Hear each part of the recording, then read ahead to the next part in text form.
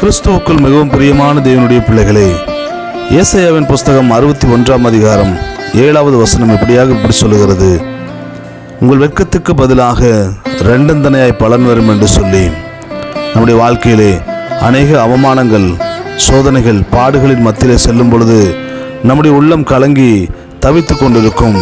இதிலிருந்து ஒரு விடுதலை கிடைக்காதா என்று சொல்லி ஆண்டவர் இன்றைக்கு சொல்லுகிறார், நீங்கள் அனுபவித்த வெட்கங்களுக்கு பதிலாக, அவமானங்களுக்கு பதிலாக ரெண்டந்தனையான பலன்கள் உங்கள் வாழ்க்கையில கடந்து வரும் என்று சொல்லி கர்த்தர் வாக்கு கொடுக்கிறார்.